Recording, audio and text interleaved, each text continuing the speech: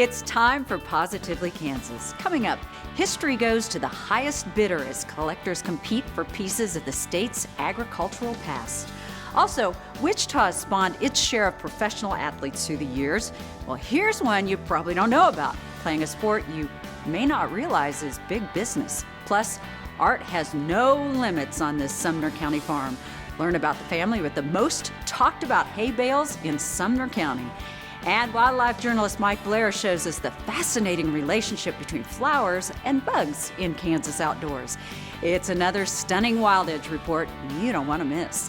I'm Sierra Scott. A half hour of information and inspiration is coming your way on Positively Kansas. Positively Kansas is brought to you in part by... Before investing your hard-earned money, make sure your financial advisor understands your objectives. Mark Douglas, CFP, serving our community for over 20 years, providing customized financial solutions that focus on the individual. Blue Cross and Blue Shield of Kansas serves more than 930,000 Kansans in various programs. Independent, member-owned. Blue Cross and Blue Shield of Kansas, an independent licensee of Blue Cross and Blue Shield Association, supports KPTS. Program support provided by the F. Price Kosman Memorial Trust, Entrust Bank trustee, bringing you the Kansas Wild Edge segments on Positively Kansas.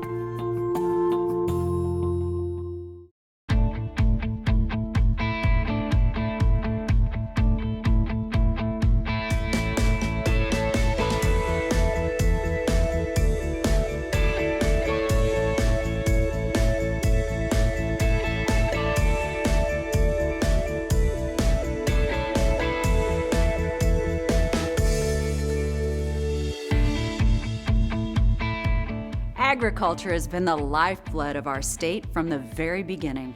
But as the economics increasingly favor large-scale operations, farming becomes a harder business to pass on from one generation to the next. Chris Frank shows us a sign of the times as one family's farming legacy is sold off piece by piece in Marion County. 75, I've got 175, 200, and 275. The rhythmic cadence of the auctioneer sounds across the Litke farmstead near Hillsboro. Collectors, along with the just curious, escape the summer heat under the shade tree as the sale goes on. Serious buyers study items at bid, considering whether the pieces fit in with their buying needs. He got his pocket knife out and he thought if everybody else can make a seat, I'm going to make a seat. Glenn Litke describes his late father Virgil's passion for farm equipment seat making. Virgil Litke started his business of manufacturing his own designs of cast iron seats in 1970. Those Litke seats are being sold here along with the other brands Litke collected over the decades. Some of those makes date back more than a century. He made a Litke seat. On the back side, you can see Litke. Son Glenn says his dad collected hundreds of seats. The more valuable ones, he says, are made of cast iron. He says some misnamed the seats by calling them tractor seats. So a cast iron seat was designed for the horse-drawn implement itself. Tractors, for the most part, had pressed metal seats, not nearly as valuable across the board. But we move on, lest you think seats are the only sales attraction here. It takes high aerial views to see the hundreds of items being auctioned in the Litke collection, covering several acres of the farmstead. Virgil and Phyllis Litke died only 9 days apart in April 2019. Virgil was 92, Phyllis 89. The two farmed here their whole lives with the help of sons Glenn and Sid and daughter Brenda. Most of the tractors in these rows were purchased for Litke's own collection. Others, however, are those the elder Litke and his children farmed with. Glenn says Dad, like other Kansas farmers, had to learn how to repair tractors by getting his hands dirty. It was often a farmer's only option, he says. And back then, in those 30s and 40s, when something broke, especially during the Depression era, you couldn't just go to town necessarily and buy it. And you may not have the cash to try to, hire somebody else to fix it. So things were made much simpler back then, but he was the one who would be able to take a head or a crank an oil pan off of a tractor and make some adjustments and do some fixing up. And so he was more mechanically inclined even than his father was. At a point, Virgil added small motors, tilling implements, threshers, tractors, and more to what started as his collection of seats. But what we have left here is just a lot of good, rare, interesting pieces of equipment and tractors. Dad got into the restoration business kind of in the early 60s and then throughout the 70s.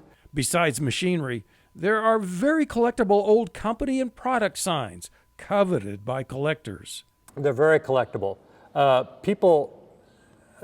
Man caves are a popular thing, and guys like to have, the old Ford or the Phillips 66 or Quaker State or Champlin. They love to have these things hanging in their man caves. He says some of the online bids for these signs are well into the thousands of dollars. The signs will do well, no question about it. Now, not everything is highly collectible. Litke says some of the old implements will wind up being yard art, including the often seen images of plow wheels decorating home driveway entrances. Glenn admits all this collection business was his dad's passion, not so much his. Glenn had a career as a voice and choral music instructor at the collegiate and high school levels. But he encourages others, especially the younger generations, to think about and learn the history these vintage farm pieces represent. History is important. We all learn from history. Farming was more challenging and labor-intensive then. Well, it represents the Industrial Revolution to start with. Take an old threshing machine like this, for example. It represents those years before combines were invented, which made harvesting Kansas wheat and other grains so much simpler and easier. You go out there to those horse-drawn pieces of equipment, there's a lot of crude innovation. Sometimes it worked, sometimes it didn't work, but it's almost laughable sometimes to see how crude some of those ideas were. But they were dreaming of, wow, how do you make this happen? The innovators who figured out how to make a machine practical and productive succeeded, at least for a time. After all, many of the company names seen here are no longer in business. And so there was just hundreds of companies that sprang up trying to be what we now recognize as a John Deere or a Case IH or an AGCO or something like that. There's very few companies, those tractor companies that are recognizable, very few of those survived. Some old-time farmers who remember these machines will remind us how difficult it was to hand crank them to get them started. We had an old-timer come through our museum one time and he says, "Oh, that tractor, that started so hard," he said, "my dad and I, we would crank all morning and then we'd plow in the afternoon." So, yeah, it was. There were a lot of challenges for them back then. These small engines don't look like much now, but they were lifesavers for Kansas farmers back in the days before electricity came to rural areas. These small engines, with their pulleys, pumped water, grinded feed, ran butter churns, washing machines, generators, buzzsaws, and the list goes on. George Wayne Walker Jr. from Onega in Pottawatomie County can't seem to get enough of them. It's an addiction, ferrous oxide addiction. Got to have less for rust, got to have more iron. I got started in high school and been collecting engines basically all my life. So. Well, he's definitely hooked. It's like potato chips, can't have just one. 175, I've got 2 left. Collectors here buy, sell, and trade to get what they want. R.L. Brenner and partner Martha Huber operate an antiques and yard art store in Ethan, South Dakota. They make the long trek here looking for collectibles. Always been interested in this kind of stuff ever since a little feller, so that's how it goes. They will resell, reshape, or remake their purchases into yard art, hoping to make a profit. Well, when you make your own product, it takes going to an auction like this, buying items. It's my other half that does a lot of the reconstruction, welding, making, or repurposing, or trying to make it back to original again. So it takes the knack of knowing how to make it back or create a new item. This auction has been in the family planning for more than 2 years, before the Litke parents died in 2019. Even Virgil's last words to his son had to do with dealing with this collection. And I didn't realize it, but it was the very last words I heard my dad tell me. The day before he died, he said, Glenn, he was able to say it, he says, I'm sorry I have to leave all of this for you to deal with. Of course, I go up to him, give him a big hug and say, Dad, that's okay, we'll manage, we're fine. I've had to rethink those words quite a bit lately as I'm saying, yeah, it is a big job. I'm wore out. This is overwhelming. What took a lifetime to collect sells in a 2-day auction, with these pieces going to new homes, new collections, continuing the stories and keeping the history they represent alive. Right there, 193. Good man. This is Chris Frank, near Hillsboro, for Positively Kansas. Litke hopes the new owners of that antique equipment preserve and display it. It's a window into the challenges farmers have faced through the years using such simple, primitive equipment compared to today. From the plains of Kansas to the Swiss mountains, the scenery couldn't be more different. Jody Larson of Wichita is living her dream as a professional athlete. She's a rising star in European professional leagues. Chris Frank has her amazing story. Walk it out, walk it out. It's rare to find Jody Larson without a smile or an encouraging word Good. for the students she coaches. Yes, nice. Good. Nice, But her Carly. otherwise easygoing, friendly demeanor turns to aggressive attacking when you're on the opposite side of the volleyball net. Now, you may not understand the language of the Finnish announcer on this clip, but you will understand when he says Jody's name. Jody Larssonille Katja Kylmäaholta. This video is from a match in Finland.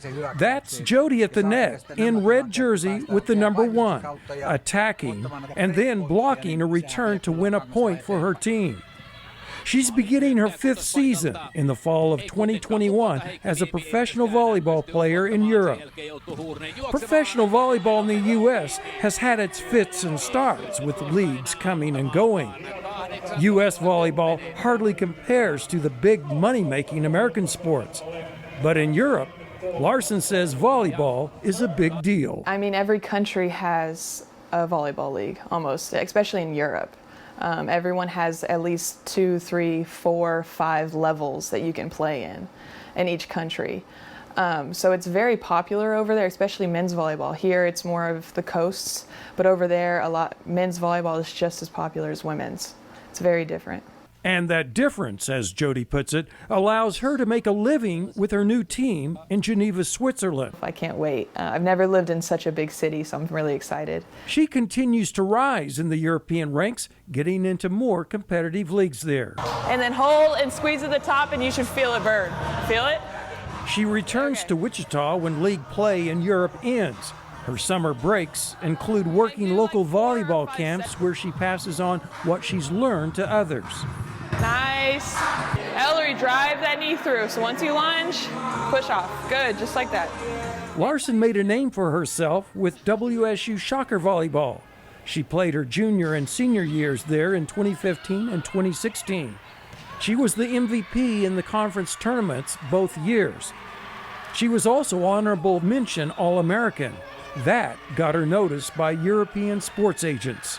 There was an agent that reached out to my coach. You feel it? Good. At that time, she didn't know there were professional volleyball opportunities overseas. Straight. And when she's back home on season breaks, she often hears from people who are surprised to learn of pro volleyball. Yeah, I mean, I get a lot of questions because they're like, oh, I didn't know you could do that, or how does that even work? Like, how did you find a job? Do you sign a contract, you go over, you play for this team, they pay you? It's almost the same thing, it's just nobody knows. What she means is most Americans don't know. Jody was part of a winning team at Mays South High School. Still, she says, it took playing club volleyball and playing in large national tournaments to get noticed by university scouts. She committed to playing for the University of Oklahoma as a high school sophomore. The University of Oklahoma, that was kind of like my dream school growing up because my dad's from Oklahoma. Ready? Go! Now, there's a funny story about her time at OU when Larson hosted a high school recruiting prospect. And I hosted Haley Bosworth on her her official visit. And we were standing there in my dorm room, and her dad's there. Larson had no idea the girl's dad was none other than Brian Bosworth, better known as the Boz. The Boz was an All-American linebacker on OU's national championship team in 1985 and a Heisman Trophy finalist in 1986. But the Boz was also notorious and known for his often outrageous behavior that resulted in Coach Barry Switzer kicking the Boz off the team. After Bosworth's short NFL career, Bosworth turned to acting with movies and television appearances. And here he was, standing in Larson's room. And I had no idea who Bosworth was. But Jody's father knew. Her parents happened to be on campus and waiting for their daughter to meet up with them. They were like, "Where are you?" Like, they're trying to find me. And I was like, "We're in my dorm room, but this guy's just talking forever, and we can't leave." And he goes, "Who is it?" I go, It's one of our recruits' dad. His name's like Bosworth or something." And my dad freaks out. He goes, "The Boz is in your apartment or your dorm room?" And I'm like, "Yeah, who is he?" And my dad was like, "Can you get his autograph for me? I got to meet this guy." Larson's OU dream didn't turn out as she would have liked, so she transferred to WSU and played on conference championship teams. Now, Larson keeps an album of European news clippings. Her first European stop was to a team in France. Larson was selected team captain in her second year there. It's a big rarity for a foreigner or a non-French speaking person to be captain in a French team. So in her third season, Larson moved on to Finland to a new team in a higher league. She played there 2 seasons. Last season I went to the best team in Finland, and we ended up having probably, for me, it was my best performance I've ever had. And though coming off what she calls her best season of play, Larson says there's room to grow, and she wants to continue her climb. It's just that I have to keep moving up. That's kind of been the ladder I'm climbing now. Larson embraces the new countries she's living in by immersing herself in the new cultures. I want to do what they do. I want to eat what they eat. I want to try what they try, because like, how often do you get to live in a place for 8-9 months and really just get to live like a Finnish person or a French person? So Larson is considering her options when her pro playing days are over. But for now, she'll get acquainted with her new Swiss Alps surroundings while thinking about her playing days on the plains of Kansas. This is Chris Frank for Positively Kansas. Larson developed her playing skills very early in life with the help of her mother, Terry Larson, who coached high school volleyball in Mays. Now to the great outdoors, where wildflowers produce fascinating shows as their sweet and colorful blossoms attract a host of insects and spiders. In this week's Kansas Wild Edge Report, Mike Blair shows us how these creatures use stealth and strength while feeding on their beautiful food sources.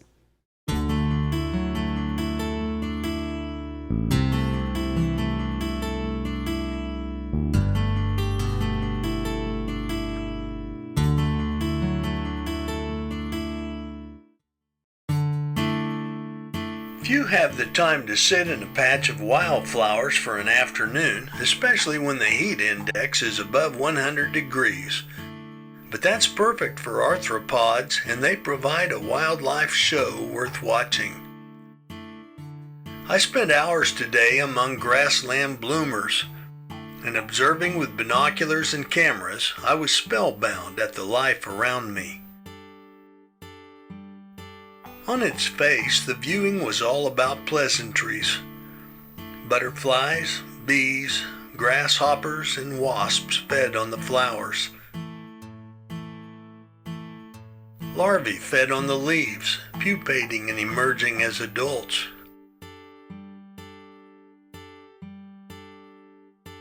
Courting and mating continued the life stream. It made a kaleidoscope of color. The soft buzz of humming wings added music to the summer ambience. But the sprawling flowers, busy with thirsty and well-dressed visitors, was a killing field as well. In the jungle of leafy cover, drama waited. Hunters, like winged prairie robber flies, dashed to catch unwary diners. These ferocious and abundant predators aren't picky, They eat each other as well as large and dangerous prey like bumblebees. Almost always successful in their attacks, they are sometimes stung and killed by escaping adversaries. Other hunters, like ambush bugs that hid among the blossoms, seized their prey as it landed within grasping distance. Then they pierced deeply with huge siphon mouth parts that liquefied and sucked out the victim's body contents, leaving only dry shells.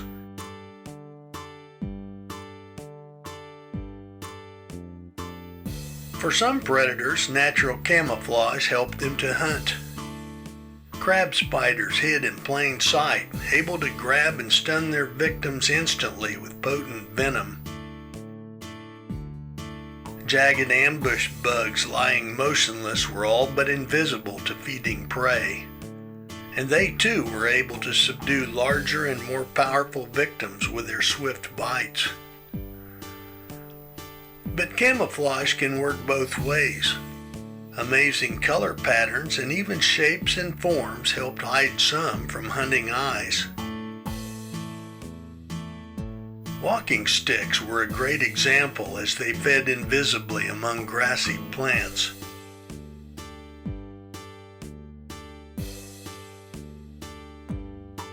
Spiders were ever present, among them the skillful and dangerous jumping spiders. These, whose eyesight is among the best of the arthropod world, were fearless in attacking large prey like powerful grasshoppers. Some even killed and ate larger spiders that wandered close.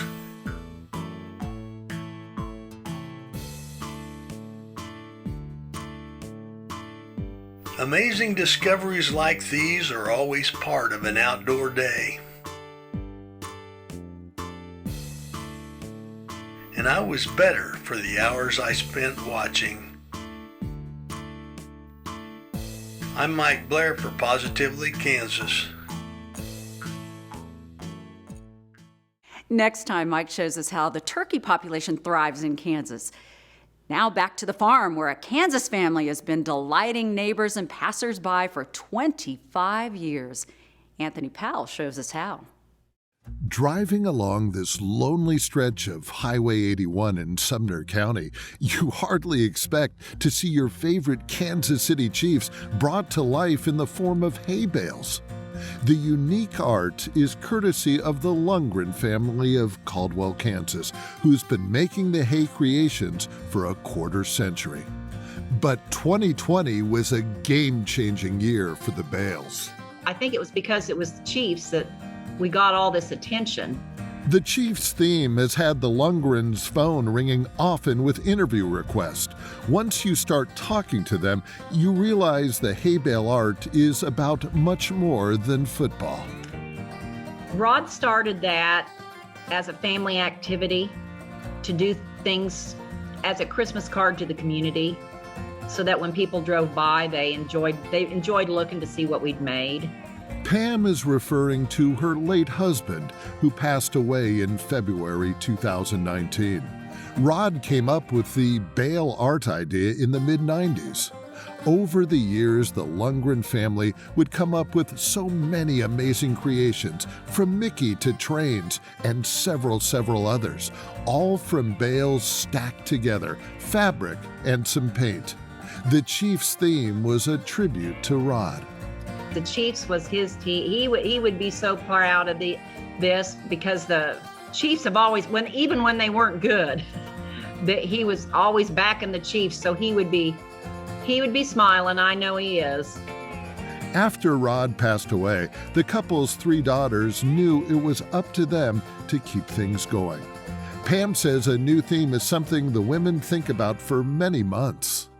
Usually it's harvest. They're on the combines and in the trucks, and they decide, they come up with these ideas. And of course, with 3 daughters, none of them do agree usually. What everyone can agree on is how great it is knowing this family tradition will keep going strong.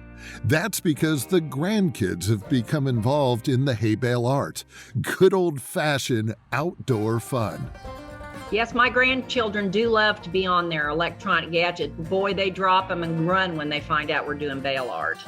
The family also knows it must keep constructing the bales because they have become so important to folks in this area. The community has been so supportive. We always have people coming up. I do, usually about Thanksgiving. Well, no, before that, probably Halloween. They'll come up and say, what are you doing this year? What's it going to be? I said, I can't tell you. It's top secret. Can't tell you. The bales start going up Thanksgiving weekend because that's when Pam's daughters and their families are all home. It usually takes a few long days to finish them, and even though it can be a lot of work, the Lundgrens stay motivated, knowing how much joy the bales bring. And of course, there's the joy they know they're bringing family patriarch Rod. This was his baby. In Sumner County, between Caldwell and South Haven, I'm Anthony Powell for Positively Kansas. Well, that's a wrap for this week. I'm Sierra Scott. See you next time.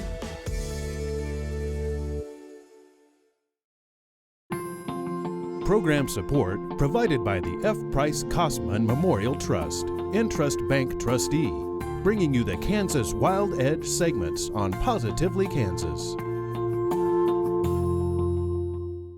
Blue Cross and Blue Shield of Kansas serves more than 930,000 Kansans in various programs. Independent, member-owned. Blue Cross and Blue Shield of Kansas, an independent licensee of Blue Cross and Blue Shield Association, supports KPTS.